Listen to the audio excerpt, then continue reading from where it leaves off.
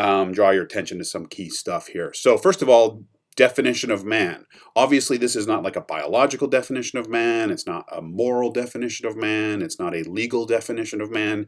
It is a dramatistic definition of man, right? So Burke's whole project is dramatistic in the sense that he sees that human social action can be best described through the kind of terminology of drama, right? I don't know if you ever took a theater class and studied Aristotle on theater and drama and sort of the components and so on, but like that's sort of what we get. I don't know if you're familiar with the pentad much, but you know, this idea of actor and agency and agent and scene, these are all elements of drama. Burke wants to talk about human social relations through that kind of lens, right? Why? Because it's a really great way to explain motivation and tension and journeys and all the rest of it. And so in this sense, you might think of storytelling as, at least from Burke's perspective, as our kind of most human characteristic, right? Telling stories, participating in stories, wanting, you know, films are really popular always, and like we just love stories. Why? Because they're so human. They're so much about what we're about. Now, the definition is not like this is what, you know, mankind is, although it is that, but it's also like a kind of description in its attempt. He starts off by saying definitions aren't necessarily like a snapshot of exactly what is, but they're also a kind of an attempt to make a bid. Like, this is what I think's going on here. So it's very descriptive. With that, let's just get into the clauses. So man is the symbol using, first clause, symbol using and symbol misusing animal. Both of these are really important, right? So obviously we're communications scholars, students of communication, rhetoric, so we have a pretty, I think, decent understanding of what's meant by symbol using, right? We use symbols, they're very important. The quickest example I came up with here is like air traffic controllers, right? It's like you can't see the planes in front of you, but you can see these little blips on a screen, these little dots moving around. Those symbolize, you know, where the planes are. Think about the stock market, you know. Symbols are like super, super important for so many things, just sort of getting by and functionality in terms of daily life, right? So symbol using is super important. And those symbols go up and up and up in terms of levels of abstraction, right? So think about poetry, think about storytelling, film, narratives, mythologies, and so on. All of that stuff's symbolic. But also just like basic, you know, just getting stuff done. You have to change your tire. What do? You pull out the manual, you look at the images, you know, like it helps get stuff done. So symbol using is important, but symbol misusing is the real twist, the real Burkean twist here. And it's not so much that like we, you know, say words wrong, which we do, or like we don't understand what words mean or whatever, but he means something much, much bigger, right? I think it's page 6 or so. No, it's page 5, the very top. In fact, the first few words of that page, demagogic spellbinders. So this idea that symbolism or stories or ideas about things that we can't encounter directly can also go against us, right? So he says they cannot be filled with fantastic hatreds for alien populations they know about mainly by hearsay, by stories. Think about the stories we tell about our enemies when we go to war, right? And it's like we've never even met those people. Those are humans. We've never met them, but we tell ourselves stories about how evil they are, and then that helps us go about killing them. There's a great Black Mirror episode along these lines where there's a soldier, and they all have these like chips in their temples, and they help them navigate in the battle zones. But what the soldiers don't know is that these chips are actually making them see the enemy as like literal bugs, like rodents that need to be exterminated, right? So it's tricking them into thinking that these actual humans who are suffering, they're ill, makes them think that they're actually like diseased bugs that need to be gotten rid of, right? It's a kind of metaphor or illustration of how we convince ourselves to do terrible things during times of strife and conflict. So he says on page 6, do we use words or do words not, where is it there? This famous line that I always refer to, sort of in the middle of 6. Do we simply use words or do they not also use us, right? So think about symbolism, not just words, language, whatever, but symbolism in a broad sense. We can come up with all kinds of examples of symbols that sort of go wrong, or that stories that we tell ourselves, narratives that we tell ourselves end up working against us, right? Um, Political correctness is a way to kind of deal with some of this. It's like that language is not useful anymore. That language has extended its purpose, or that word, or that way of saying something, right? And so using those words can work against you. And so this is the realm of symbol use, but also symbol misuse. And underneath all of this is this idea of unintended consequences, right? So we use words, we use language, we use statements, we create stories, we tell stories, and those things do things, they accomplish things, but they don't just accomplish or do one thing. They can accomplish and do many things. And a lot of times those things aren't things that we planned for or designed, known as unintended consequences, right? So a story that we could tell ourselves today could be perfectly useful for today. It could be totally out, not just not useful, but actually like counterproductive down the line. So this is what he means by symbol misusing, that the symbols exist out there, outside of us, outside of our creative efforts, and then they can end up kind of hurting us, right? So that's symbol using, misusing. The next concept, or the next clause, is this idea of the negative, inventor of the negative. If anyone's seen that movie Interstellar, I love Interstellar. It's one of my top movies, and there's a great moment, a lot of great moments in there, but Anne Hathaway is talking about space. They're way out in space, different galaxies, and she's talking to Matthew McConaughey, and he's like, so you're not scared of space? You're not scared? She's like, why? Why should I be? I'm paraphrasing, but basically she was like, I can see space as being formidable, and I can see space as being awesome, but not evil, right? It's just space. It just is what it is. There's not like evil in there, right? That's kind of what Burke's saying when he says there's no negatives in nature. Everything just sort of is, right? If you take humans out of the equation, then everything just sort of there, right? But the human element is what brings in distinctions between this and that, right? And so the negative is a way of sort of evaluating, and it's a way of saying yes and no, right? So everything that falls on the kind of the other side of the line, we got the positive and we got the negative. On the negative side, we've got, bad, evil, ugly, useless, corrupt, smelly, weird sounding, whatever, right? So it's all of the kind of anything that has a kind of a negative connotation. Whoa, my screen went dark. Still recording? Okay.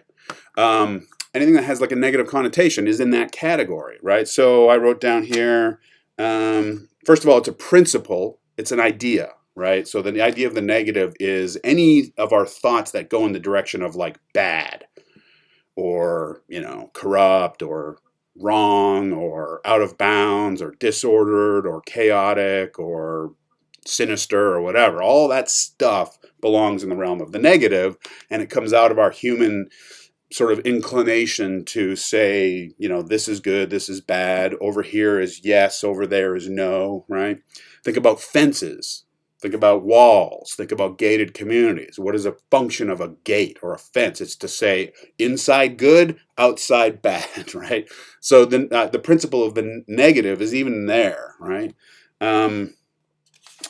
So the idea of otherness, of aliens, right? All of this stuff kind of comes out of the principle of the negative. And so he says toward the end, he says on page 12 that, let's see if I can find the quote here. Page 12, toward the top, like 3 or 4 lines down, he says, we can settle merely for the fact that such positives and negatives imply one another. It's a very Burkean statement. He says, somewhere else, he says, every A implies a not A, right? And so here again, he's talking about the negative. So if you're a Coke fan, chances are you're like a Pepsi non-fan, right? Or if you're a UNLV fan, then maybe you're a UNR non-fan. So this idea of sort of positive and negative that go together, right? So a positive implies a negative, and a negative implies a positive, and these things are always kind of swirling together. But the negative side is really kind of what gives rise to like the realm of judgment, of morality, of laws. Laws say this is in bounds, that's out of bounds. Don't do that. Don't go too fast, or don't take that thing that doesn't belong to you, or stay off this land, stay off this property, right? Not don't, bad, negative. It's all negative. Okay.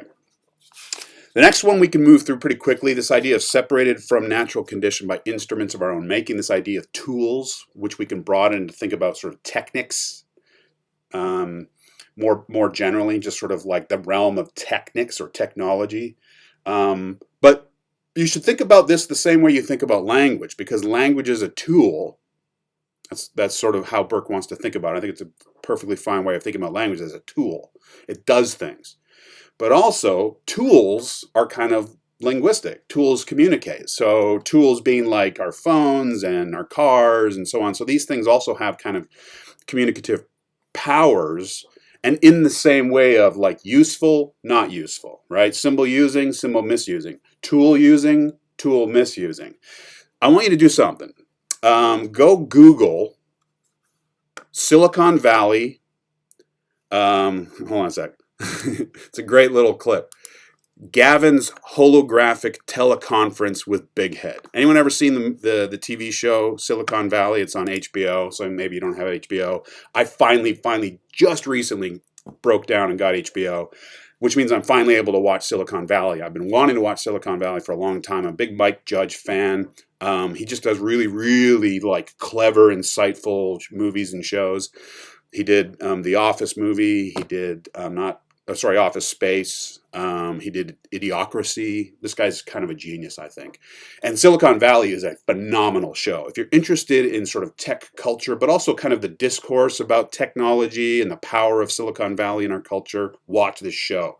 Bill Gates said, only one show has ever gotten Silicon Valley right, and it's Silicon Valley. Anyway, there's this scene, and again, it's Gavin's holographic teleconference with Big Head.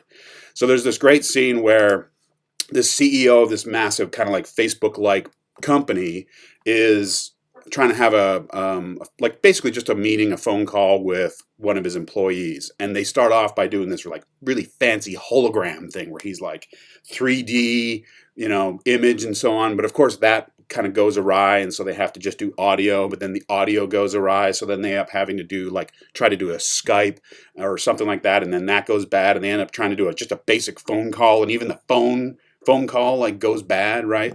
I was thinking about this clause in Burke when I was watching that scene, because it's like all the stuff that's meant to like make our lives easier and better and smoother and whatever ends up just being a pain in the butt. Right? It all breaks down and wears down and whatever. Just like language, like our tools, our language tools, like words have a function, but they have a kind of a limited, they're alive, right? So words sort of live for a certain amount of time, and then we got to kind of move on. We got to revise our words or update them, get rid of them completely. Same basic idea with tools, with technology, is that they serve this purpose. They give us something. They extend our ability to do things, but not perfectly. And so they end up kind of separating ourselves from what he calls natural condition, which is not quite sure what that means, but I think it's just basically like, before we had all this stuff, we were sort of living simple lives, and just basic sort of face-to-face communication was already problematic enough. So bringing all of this telecommunication stuff and radios and TVs and blah, blah, blah, blah, blah, it doesn't necessarily make life any simpler or cleaner or more efficient. It adds a whole new kind of realm of problems and misunderstandings and sort of headaches and so on. So I'm sympathetic. All right, so we got just two more. Goaded by a spirit of hierarchy is a hugely important clause. Here, just think about like the rat race. Think about like ambition. Think about the we're good Americans here, where it's all about the hustle and the like grinding it out and like I'm gonna go get mine, and all this like status, wealth, power, popularity, esteem, right? All of these things that we're climbing for, and creating a sense of where we belong in the hierarchy of our social realm, right? So I'm up here, you're down there. Um, let's see. I've got like ambition. Like I got to go climb Mount Everest. Why? Who cares? It's a bunch of sand that just got pushed up really high. Well, I have to climb it. Why? Because you're goaded by a spirit of hierarchy. I got to make that promotion. Why? Goaded by hierarchy. I see it everywhere. I see it in academia. I see it amongst our grad students. I see it even amongst undergrads, like who's where and who's doing what and smart, not smart, and da da da da. Compare, compare, compare. It's powerful insight, I think. And what goes along with it is this idea of rotten with perfection. Very similar kinds of ideas here, just slightly kind of tweaking them differently. Here I think about this idea of purity, perfection as like purity, right? Going after that like totality, the essence of something, the 100%, and think about what kinds of like damage we can do along the way. Um, my dissertation was on 19th century national expansion and like frontier kind of rhetoric. And there was a lot of rhetoric in the 19th century about the West, right? Like, at first it was like in the 1830s, it was sort of the Midwest, like Ohio and Illinois and so on. And then a little bit later became like Nevada and California and so on. And the way that the folks back then were talking about the West is it was the perfection of the dream of America. And in fact, it was like God's plan. The whole doctrine of manifest destiny is that, right? It's like it is our destiny. It is manifest.